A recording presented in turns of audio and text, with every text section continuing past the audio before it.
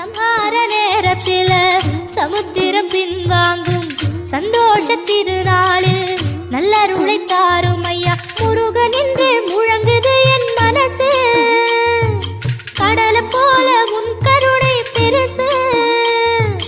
உப்பு காத்து ஊத காத்து சுத்தும் கடலு கரைய பார்த்து சத்தியமா கோயில் கொண்ட சுபையா எங்க குப்பத்துக்கு குலவிளக்கு நீ ஐயா.